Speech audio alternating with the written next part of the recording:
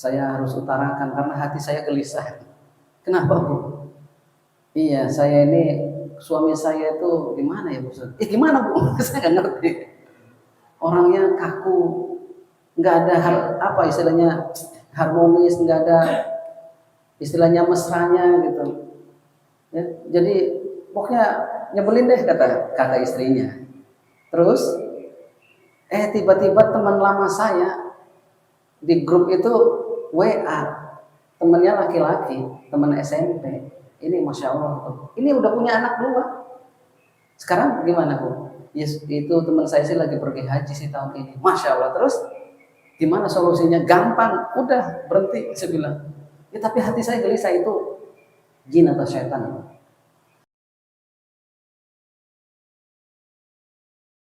Kemudian wal hadis tsani. Hadis yang kedua, ajazani bihi al-alamah as-sayyid Ahmad al-Mursifi al-Misri. Ba'da an ajazani bihi as-sayyid Abdul Wahhab bin Ahmad Farhat Asy-Syafi'i yang bermadzhab Syafi'i an masyayikhi sampai kepada gurunya musalsalan, ya, terus menerus ila Abdullah bin Umar, ya, bin As ani Nabi sallallahu alaihi wasallam annahu qala. Nah, itu kan panjang ya tadi. Hadasana, kemudian dari, terus itu namanya sanad. Hadis itu ada 3 komponen. Sanad, matan, dan rawi. Yang seringnya itu orang matannya saja. Ya, pernah nggak dengar hadis tentang niat? Innamal a'malu binniyat. Apal kan? Sering dengar. Itu 1/3 atau 1/4 hadis tuh. Innamal a'malu binniyat. Lengkapnya, ya, itu panjang itu, ya. An Amiril Mukminin Abi Habsin Umar bin Khattab radhiyallahu anhu qala sami'tu Rasulullah sallallahu alaihi wasallam yaqul innamal a'malu binniyat wa innamal likulli imrin ma nawa faman kanat hijratuhu lidunya yusibuha aw imra'atin yankihuha fa hijratuhu ila ma hajara ilaihi rawahul Bukhari wa Muslim. Wah, itu hadisnya sepanjang itu. Coba diulang ya, bisa nggak? Lupa ujungnya doang katanya. Hadis itu gitu, komponennya ada sanad, matan, dan rawi. Itu ya, dalam ilmu hadis seperti itu. Makanya kita selama ini mungkin dengar adalah matannya saja. Sama ini juga ada matannya, ada sanadnya, ada rawinya. Nah, di sini dikatakan, ya, Nabi SAW bersabda, ar-rahimuna yarhamur rahman tabarakallahu ta'ala irhamu man fil ardi yarhamu ma fis samai. Ya, kata Nabi, ar-rahimuna liman fil ardi, berkasih sayang atau kasih sayangilah yang ada di bumi, ya. Kenapa? Karena Allah yang Maha Tinggi, ya, akan memberikan kasih sayangnya kepada kalian.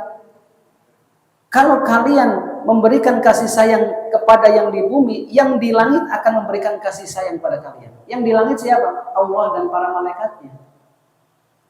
Jadi kalau kita itu kasih sayang itu kepada siapapun, ya, kepada sesama, bahkan kepada binatang, kepada tumbuhan. Saya kira kalau hadis ini dipahami dengan benar, nggak ada kerusakan alam ini, nggak ada kesengsaraan di dunia ini, nggak ada pembunuhan. Karena kasih sayang. Terjadinya pembunuhan kadang persoalannya sepele karena nggak ada kasih sayang. Ya, yang ada marah dan dendam. Padahal sifat Allah Rahman dan Rahim. Ya, kenapa kemudian hambanya kok muncul sifat-sifat seperti itu? Ini dari syaitan. Maka berkasih sayanglah kalian yang ada di bumi sehingga Allah memberikan kasih sayang kepada kalian. Ini hukum Allah. Dan memang luar biasa orang itu. Ujiannya banyak. Iya kan?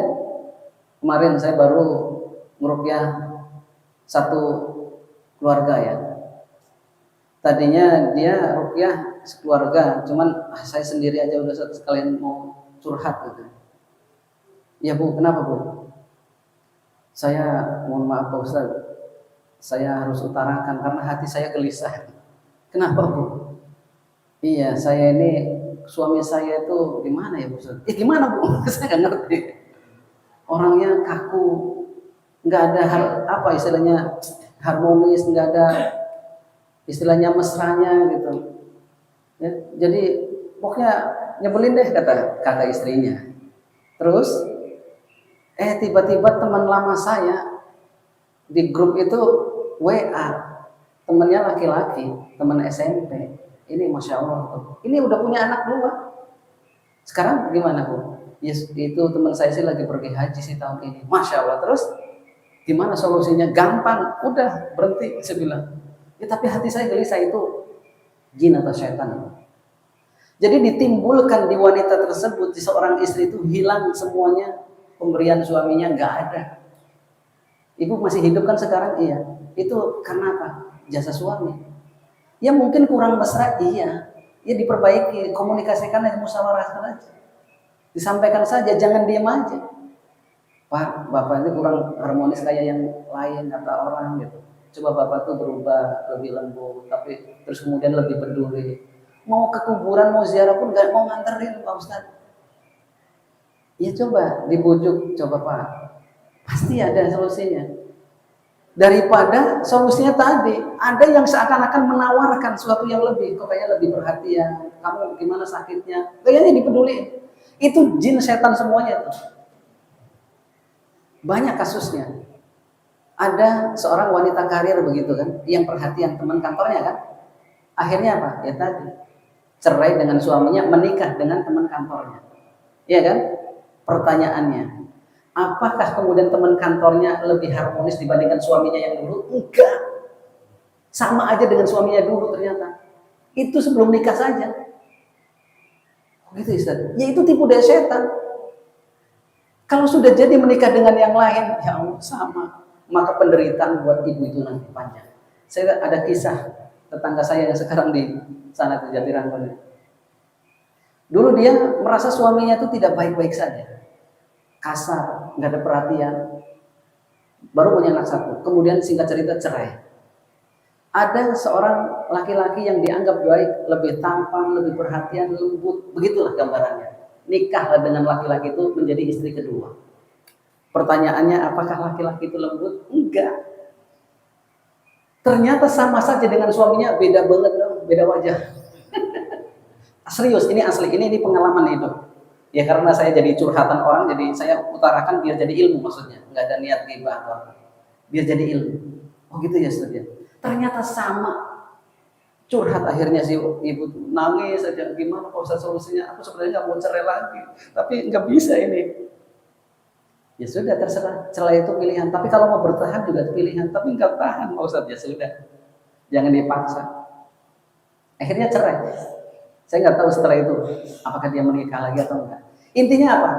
Pasangan hidup kita mencerminkan diri kita.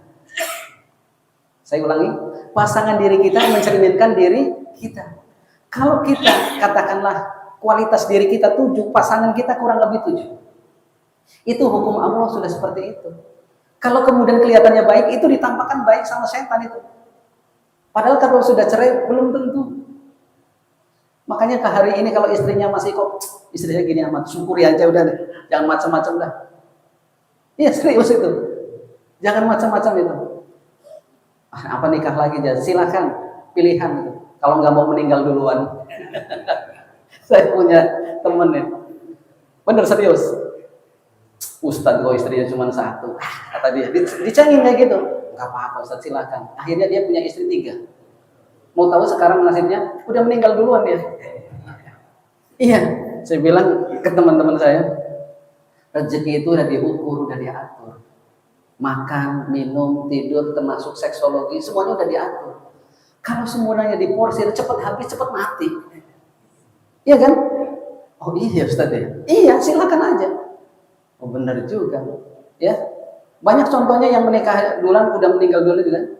Makanya jangan macam-macam itu. Nggak apa-apa kalau mau nikah lagi. Kalau nggak ada turunan jangan. Turunan gimana?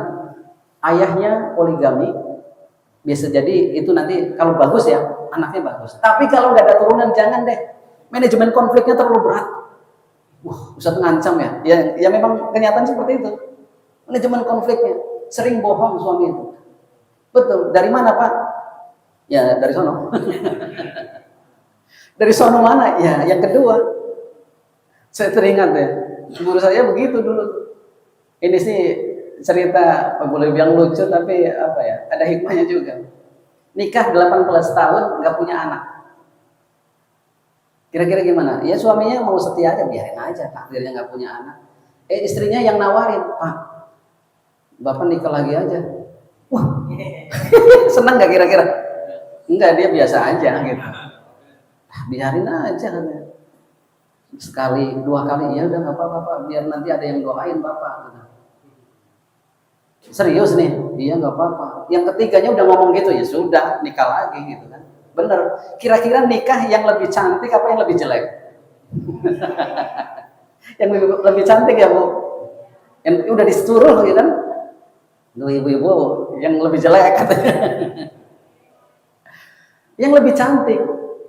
Sehingga ya harus adil kan. Kalau sudah punya istri 2, dia istri yang kedua 4 hari, di sini 3 hari. Dari mana Pak? Dari sono. Sono mana? Yang kedua. Terus kalau ditanya gitu lagi, memang begitu istri ya, disuruh nikah tapi nanyain mulu. Iya kan? Itu memang wanita luar biasa. Akhirnya kata istrinya, Pak, gini aja deh Pak, gimana? Daripada saya banyak dosa, nanyain mulu, kemudian saya cemburu, saya kayak gimana gitu, ceraikan saya aja Pak. Loh, kamu gimana sih? Ya kan? Jangan gitu, enggak Pak, biar Bapak juga bisa fokus ke istri yang kedua gitu. Udah, ceraikan saya aja, sekali, 2 kali, sampai 3 kali. Ya sudah, minta cerai kamu, ya udah cerai. Ya udah cerai akhirnya. Nah, sudah dicerai istri yang pertama, yang keduanya, Pak, saya nggak mau bahagia di atas penderitaan orang lain, ceraikan saya juga. Ya Allah, wanita nih aneh, luar biasa katanya. Siapa yang minta disuruh nikah, siapa setelah nikah kok minta dicerai? Ini, ya Allah, ini memang perasaan nggak bisa deh. Perasaan nggak bisa seperti itu. Makanya wanita itu perasaannya 9, akalnya 1. Kalau laki-laki memang hampir nggak punya perasaan, Pak. Perasaannya 1, akalnya 9. Tapi memang sudah takdirnya seperti itu. Ya kan? Kalau suami sudah memberikan nafkah semuanya, kemudian tanpa dia harus mesra, kemudian tanpa ini, udah selesai. Istri enggak, coba Pak, bawa kemana, ya jalan-jalan, bawa kemana sama keluarga, itu perlu itu juga. Kadang suaminya gak peduli, ada yang gitu banyak, udah capek nyari nafkah, udah mau ngapain sih, ya sekali-kali liburan kemana kayak Pak. Kadang keluarga istri minta itu, kasihlah sekali-kali, jangan sama sekali enggak, nanti dia tergoda. Ada yang orang lebih mesra kayak gitu, saya tadi kasusnya ya, ini luar biasa. Akhirnya apa? Ya Allah, oh gini amat ya kata Bapak tadi. Akhirnya dia doa, ya Allah, saya tidak ingin sebenarnya kawin cerai seperti ini ya Allah. Saya ingin menikah lagi dan mempunyai anak ya Allah. Akhirnya apa? Terpikir, kenapa saya nggak nikahin janda yang sudah terbukti punya anak aja ya? Akhirnya nikahin janda. Ya karena ini orang alim ya, ilmunya banyak, nikahin janda yang hafal Quran. Akhirnya punya anak 6, hafal Quran tuh 3 orang. Ya. Ya, ini luar biasa ya. Dan itu takdir juga. Dan dia selama hidupnya sebenarnya monogami, ya. Tapi keadaan seperti itu hidup dia. Dan kita nggak tahu, ya. Cuman pasti dia harus posisinya benar dan baik, ya, mengasihi sayang yang ada di bumi, maka yang di langit Allah dan para malaikatnya akan memberikan kasih sayang kepada kita semuanya. Jamaah yang dirahmati Allah, barangkali ini yang bisa saya sampaikan. Insya Allah dua pekan berikutnya masuk bab yang kedua. Ini baru 1 bab. Insya Allah banyak informasi yang baik, yang bagus dari kitab ini. Mudah-mudahan kita mendapatkan keberkahan daripada kajian kita pada pagi hari ini.